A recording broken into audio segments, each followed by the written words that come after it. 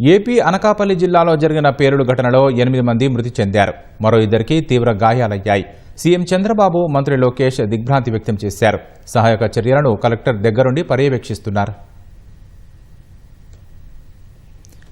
అనకాపల్లి జిల్లా కోటౌరట్ల మండలం కైలాసపట్నంలో బాణాసంచా తయారీ కేంద్రంలో భారీ పేలుడు సంభవించి 8 మంది మృతి చెందగా 2కి తీవ్ర గాయాలు కాగా పరిస్థితి విషమంగా ఉంది. బాధితులు తూర్పుగోదావరి జిల్లా సామర్లకోటకు చెందిన వారిగా స్థానికులు చెబుతున్నారు. మృతులు తాతబాబు, గోవింద్, రామలక్ష్మి, నిర్మల, పురంపాప, వేణుబాబు, బాబురావు, మనోహర్గా గుర్తించారు. పేలుడు ధాటికి భారీ శబ్దం వచ్చి తయారీ కేంద్రం కుప్పకూలిపోయింది. మంటలు పెద్ద సంఖ్యలో వ్యాపించాయి. ప్రమాద సమయంలో పరిశ్రమలో 15 మంది కార్మికులు ఉన్నట్లు సమాచారం.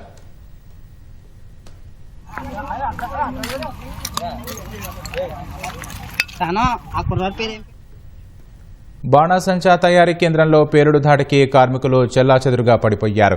కొంతమంది మృతదేహాలు గుర్తుపట్టలేని స్థితిలో ఉన్నాయి. తారాజుబులకు పేరొందిన ఈ కర్మాగారంలో బాణాసంచా తయారు చేస్తున్న సమయంలో ఈ ప్రమాదం జరిగింది. సమాచారం అందుకున్న ఫైర్ సిబ్బంది మంటలను ఆర్పేశారు. క్షతగాత్రులను హుటాహుటిన ఆసుపత్రికి తరలించి చికిత్స అందిస్తున్నారు.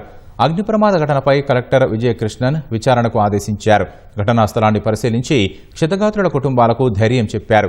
దగ్గరుండి సహాయక చర్యలను పర్యవేక్షిస్తున్నారు. బాధితులకు మెరుగైన వైద్యం కోసం కేజీహెచ్కు తరలించాలని కలెక్టర్ ఆదేశించారు.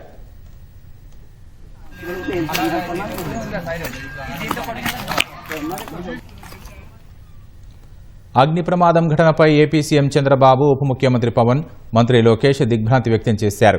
హోంమంత్రి అనిత, కలెక్టర్, ఎస్పీతో ఫోన్లో మాట్లాడిన చంద్రబాబు బాధితుల ప్రస్తుత పరిస్థితిని అడిగి తెలుసుకున్నారు.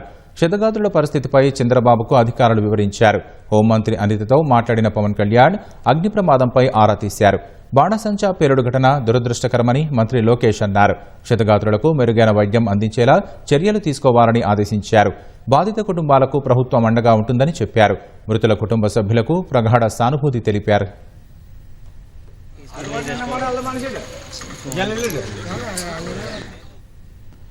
ప్రమాదంలో మరణించిన వ్యక్తుల కుటుంబాలకు స్పీకర్ అయ్యన్న పాత్రుడు ప్రగాఢ సానుభూతి తెలిపారు. క్షతగాత్రులకు మెరుగైన వైద్యం అందించాలని నర్సీపట్నం ఆర్డీఓకు ఆదేశించారు. ఏరియా ఆసుపత్రి సిబ్బందికి అప్రమత్తం చేసి బెడ్లు, వెంటిలేటర్లు సిబ్బందిని అందుబాటులో ఉంచాలని స్పీకర్ ఆదేశించారు. విషయం తెలుసుకున్న హోంమంత్రి అనిత బాణాసంచా పరిశ్రమ వద్దకు వెళ్లారు.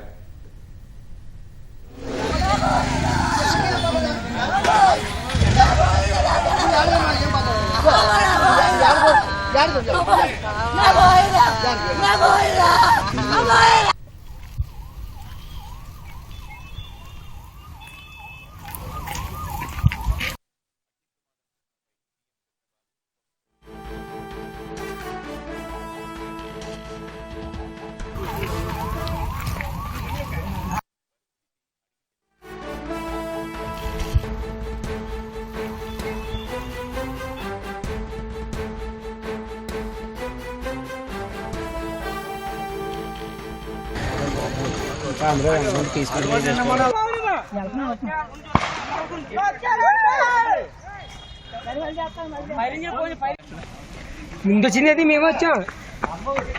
మేము అలాంటి వచ్చా పేరు కూడా ఏది మాట్లాడుకున్నాక నుంచోని మనిషి నీళ్ళేకండి పక్కేస్తున్నారా పక్కి నీళ్ళు నీళ్ళు నీళ్ళు నీళ్ళు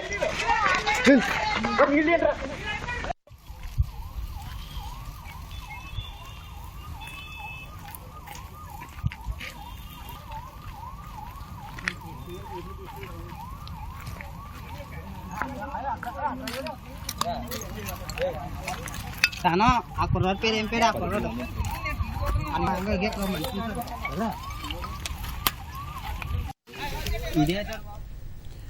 ఇక బాణాసంచా పేలుడు ఘటనకు సంబంధించి మరిన్ని వివరాలు మా ప్రతినిధి కూర్మరాజు నుండి తెలుసుకుందాం.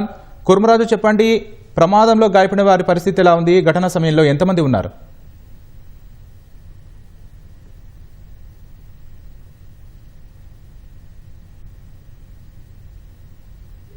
ఈ పాయకరావుపేట నియోజకవర్గంలోని కోటగురట్ల మండలం కైలాసపట్నం దగ్గర ఈ బాణాసంచా కర్మాగారం ఉంది. ఈ మధ్యాహ్నం 1:30-1:45 మధ్య ప్రాంతంలో ఈ ఫ్యాక్టరీలో పేలుడు సంభవించింది. అంటే ఈ ఫ్యాక్టరీ అంటే ఇదేం పెద్ద వ్యవస్థ. కాశీ తమిళనాడులోనేమో తమిళనాడులో పరిశ్రమల్లో భారీగా ఉండవు. ఇది ఏంటంటే ఇది నాటు ఏదంటే బాణాసంచా తయారీ, అంటే ప్రధానంగా తారాజువలు, ఈ నాటు ఏదంటే అగాదీలు, ఈ బాంబులు, ఈ జాతరల్లోని పెళ్లిళ్ళలోని అలాగే ఇతర ఉత్సవాల్లో కానీ ఈ కమ్మరేకులు టపాసులు ఇవన్నీ తయారు చేస్తారు వీళ్ళు. ఇది ప్రధానంగా ఇది దాదాపు 15 ఏళ్లుగా ఇది నడుస్తున్నదనేసేమో స్థానికులు చెప్తున్నారు.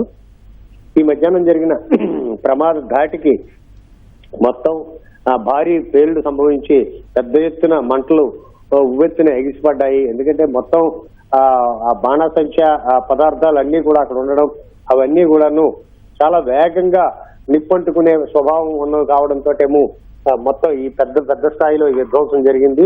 అయితే ఈ సమయంలో అంటే ఈ ప్రమాదం జరిగిన సమయంలో దాదాపు అక్కడ 15 నుంచి 16 మంది ఉండొచ్చు అనేసేమో ఒక అంచనా. ఈ ఫ్యాక్టరీకి సంబంధించిన ఓనర్ మడకల్ జానకిరామ్ అంటే ఆయన కూడా తీవ్రంగా గాయపడి కొన ఊపిరితో ఉన్నాడు. పుటావుటిని మెరుగైన చికిత్స కోసం విశాఖపట్నం తరలించాలనేసేమో అధికారులు నిర్ణయించి తరలించే పనిలో ఉన్నారు. మరి కాసేపట్లో విశాఖపట్నం కింగ్ జార్జ్ ఆసుపత్రికి ఈ తీవ్రంగా గాయపడి దాదాపు 60 నుంచి 70% కాలిన గాయాలతో ఉన్న వారినేమో విశాఖపట్నం కింగ్ జార్జ్ ఆసుపత్రికి తరలిస్తున్నారు. వీరు ప్రస్తుతం 3 ముందు వాళ్ళని పంపించారని చెప్తున్నారు. ఈ ప్రమాద ఘటనలో మొత్తం 8 మంది మృత్యువాత పడ్డారు. గోవిందు, తాతబాబు, నిర్మల, రామలక్ష్మి, పాప, వేణుబాబు, బాబురావు, మనోహర్ మొత్తం 8 మంది కూడాను అక్కడికక్కడే చనిపోవడం జరిగింది. అత్యంత హృదయ విదారకంగా అక్కడ ఉన్న దృశ్యాలు కనిపిస్తున్నాయి. వారందరినీ కూడాను ఆ మృతదేహాలు 8లో 5 మృతదేహాలనేమో నర్సీపట్నం ప్రభుత్వ ఆసుపత్రికి తరలించడం జరిగింది. మరో 3 మృతదేహాలు అనకాపల్లిలోని ప్రభుత్వ ఆసుపత్రికి తరలించారు. ఈ క్రమంలో అంటే ఈ బాణాసంచా తయారీ కేంద్రానికి సంబంధించి అనుమతులు రెన్యువల్ చేసుకోవాలి ఎప్పటికప్పుడు. అంటే ప్రతి సంవత్సరం వీళ్ళు ఈ ఫైర్ కి సంబంధించిన కానీ రెవెన్యూకి సంబంధించిన కానీ అనుమతులన్నీ రెన్యువల్ చేసుకోవాలి. అయితే వీళ్ళకి సరైన అనుమతులు లేవు.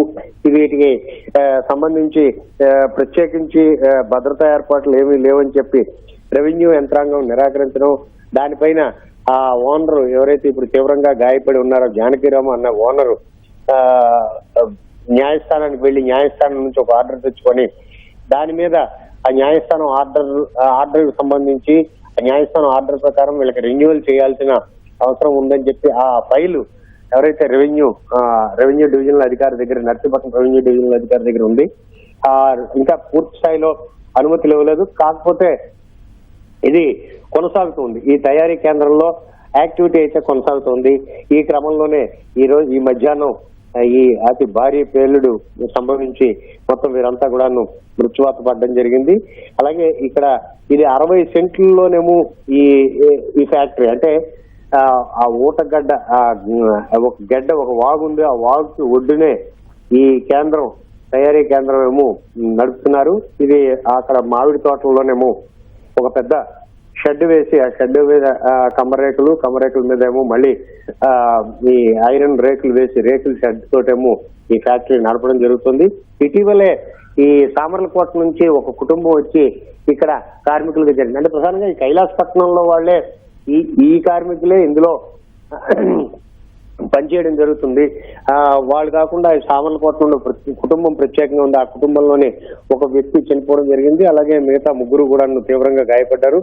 మొత్తం 8 మందిలోనేమో ఆ వ్యక్తులు కూడా ఉన్నారు. గాయపడిన వాళ్ళలోనేమో ఆ కుటుంబంలోనే 3 వేళంగి కుటుంబానికి చెందిన వాళ్ళే 3 ఉన్నారు. ఇది ఊరికి చివర ఉండడం, అంటే నివాసాలతో సంబంధం లేకుండా ఫ్యాక్టరీ ఉండడంతో దాని తీవ్రత గట్రాను మిగిలిన ప్రాంతాలకు ఎక్కడా వ్యాపించకుండాను అక్కడికే పరిమితమైంది. అక్కడ పనిచేసిన వాళ్ళు మాత్రం ఈ మృత్యువు నుండి తప్పించుకోలేకపోయారు. వీరందరికీ కూడా ఇప్పుడు గాయపడిన వాళ్ళు 6 తీవ్రంగా గాయపడ్డారు. ఇందులో 3 పరిస్థితి విషమంగా ఉంది. అయితే ఎంతమంది ఉన్నారు? ఈ చనిపోయిన వారిలో విశాఖపట్నానికి చెందిన ఒక వ్యక్తి ఉన్నారు. ఆ వ్యక్తి ఎందుకు ఆ ప్రాంతానికి వచ్చాడు, అంటే కొనుగోలు కోసం వచ్చాడా లేకపోతే వాళ్ళ బంధువా అన్నది ఇంకా తేలాల్సి ఉంది. హోంమంత్రి వంగలపూడి అనిత జిల్లా కలెక్టర్ విజయకృష్ణతో కలిసి ఇతర ఉన్నతాధికారులతో కలిసేమో ఆ ప్రాంతాన్ని ఘటనా స్థలాన్నేమో సందర్శించారు. ఘటనా స్థలంలోనేమో ఆ పరిస్థితిని అంతా పరిశీలించడం జరిగింది. పరిశీలించిన తర్వాత ఆమె చాలా స్పష్టంగా పరిహారానికి సంబంధించిన స్పష్టమైన ప్రకటన చేశారు. ఈ ప్రమాదంలో చనిపోయిన ఒక్కొక్క కుటుంబానికి ఒక్కొక్క వ్యక్తి వారి కుటుంబానికి సంబంధించి ఒక్కొక్క వ్యక్తికి 15 లక్షల రూపాయలు నష్టపరిహారం ఇస్తున్నట్లుగానేమో ఆమె ప్రకటించడం జరిగింది. గతంలో ఇటువంటి ఘటన జరిగితే రాష్ట్ర ప్రభుత్వం 5 లక్షల రూపాయల పరిహారం ఇచ్చేది. దాన్ని మానవతా దృక్పథంతో ముఖ్యమంత్రి గారి ఆదేశాలతోటేమో ఈ పరిహారాన్ని పెంచి 15 లక్షల రూపాయలు ప్రకటిస్తున్నామని కూడాను ఆమె స్పష్టం చేయడం జరిగింది. ఇక ఈ మృతుల కుటుంబాలని పూర్తి స్థాయిలో ఆదుకుంటాం, అలాగే గాయపడిన వారికి మెరుగైన చికిత్స అందిస్తాం.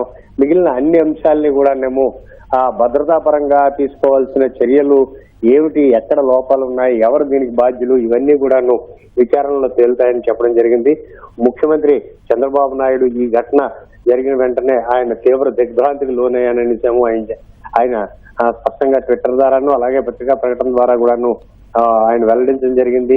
మృతుల కుటుంబాలని అలాగే గాయపడ్డ వారిని పూర్తి స్థాయిలో ఆదుకుంటామని ఆయన చెప్పారు. అలాగే పవన్ కళ్యాణ్ ఈ అంశం మీద ఒక ప్రకటన కొద్దిసేపటి క్రితం విడుదల చేస్తూ, నేను మొన్న ఇక్కడికి వచ్చిన ప్రాంతం అంటే విశాఖపట్నం, అనకాపల్లి, అల్లూరు జిల్లాల్లో పర్యటన సందర్భంగా నేను ఇక్కడ భద్రతకు సంబంధించి పరిశ్రమలలో భద్రత కానీ ఇతరత్ర ఇటువంటి బాణసంచా కర్మాగారాలు వంటి వాటివి ఏవైతే రిజిస్టర్ అయిన వాటి భద్రత గురించి ఏమో సమీక్ష చేయాల్సి ఉంది. అయితే హఠాత్తుగా నేను సింగపూర్ వెళ్లాల్సి రావడంతో ఏమో దాన్ని చేయలేకను అతి త్వరలోనే వాటిని పూర్తి చేసి అధికారులందరినీ అప్రమత్తం చేస్తానని, ఇంతలో ఈ విషాదకర ఘటన జరిగిందనేసేమో ఆయన తాను తీవ్ర దిగ్భ్రాంతికి లోనయ్యాననేసేమో చెప్పారు. అలాగే మృతుల కుటుంబాలకి ప్రగాఢ సానుభూతిని కూడానేమో ఆయన చెప్పడం జరిగింది. అయితే మొత్తానికి ఇటువంటి బాణాసంచా తయారీ, నాటు బాణాసంచా అంటారు దీన్ని. అంటే దీనికి ఏం బ్రాండింగ్ ఉండదు. కాకపోతే ఈ తూర్పుగోదావరి జిల్లా, విశాఖపట్నం జిల్లా గ్రామీణ ప్రాంతాల్లోనే ఈ రకమైన బాణాసంచా తయారీ చాలా ఆ ప్రాంతానికేమో అక్కడ తయారు చేసినవి బాగా కాలుతాయి, మంచి వెలుగులు విరజిమ్ముతాయి, మంచి తారాజువులు చాలా వేగంగా పైకి దూసుకుపోతాయనేసేమో అటువంటి పేరున్నవి ఇవన్నీ. వీటికి ఎందుకంటే గత కొంతకాలంగా ఇవి నడుస్తూ రావడం, అటువంటి భద్రతా ప్రమాణాల పరంగానేమో అక్కడ ఏం చర్యలు ఉన్నాయో ఏంటన్నది అక్కడ పోలీసులు కానీ లేకపోతే అగ్నిమాపక సిబ్బంది కానీ లేకపోతే రెవెన్యూ సిబ్బంది కానీ ఎవరు కూడాను అంటే అంత సీరియస్ గా మాకు ఉన్నాయంటే అనుమతులు ఉన్నాయని చెప్పడం కానీ, ఎప్పుడు వెళ్ళి తనిఖీ చేసి ఏ ప్రమాదం ఇంతవరకు జరగలేదు కదా అన్న ఉదాసీనతోటేమో ఉన్న సందర్భాలే చాలా వరకు ఇటువంటి నాటు లేదంటే బాణసంచా తయారీ కేంద్రాల్లోనేమో సాధారణంగా ఉండే పరిస్థితులు. పైపెచ్చు ఇవేంటంటే ఊరికి దూరంగా, ఇళ్ల మధ్యలో కాకుండా ఊరికి దూరంగా తోటల్లోని దూరంగా ఉంటాయి. అలాగే ఇవాళ ప్రమాదం జరిగిన ఈ బాణసంచా తయారీ కేంద్రం కూడాను ఆ ఊటగడ్డకు సమీపంలో పక్కనే ఊటగడ్డ ఉంది. ఆ ఊటగడ్డ ఇది శారదా నదికి ఉపనదిగా ఉంటుంది. ఈ ఊటగడ్డ సమీపంలో ఒడ్డునే ఈ తయారీ కేంద్రం ఉంటుంది. అంటే జనావాసాలకు దూరంగా ఉంటుంది. ఆ సమయంలో అక్కడ ఉన్నవారు మాత్రం ఆ పేలుడు దాటికి ఆ ప్రమాదం దీనిలోనేమో తీవ్రతలోనేమో మృత్యువాత పడడం జరిగింది. వీటిని ఖచ్చితంగా ఇటువంటి పరిశ్రమలు ఏవైతే ఉన్నాయో బాణాసంచా తయారీ యూనిట్లు వాటిని రెగ్యులర్ గా దాన్ని తనిఖీలు చేయడం, వాటికి సంబంధించి భద్రతా ప్రమాణాలు ఏ రకంగా తీసుకుంటున్నారు, ఒకవేళ ప్రమాదం జరిగితే హుటాహుటిన ఎటువైపు నుంచి ఎటువైపు వాళ్ళు పరుగులు తీయాల్సిన ఉంది. అలాగే దానికి సంబంధించి ఏ రకమైన ఏర్పాట్లు ఉన్నాయి, వీటన్నిటినీ కూడాను జిల్లా యంత్రాంగాలు, రాష్ట్ర స్థాయి అధికారులు ఎప్పటికప్పుడు పర్యవేక్షణ చేయాల్సిన అవసరాన్ని మరోసారి ఇవాల్టి తాజా దుర్ఘటన అప్రమత్తం చేయాలన్నది మరోసారి గుర్తు చేస్తున్నట్లుగానేమో మనం అర్థం చేసుకోవచ్చు. ధన్యవాదాలు.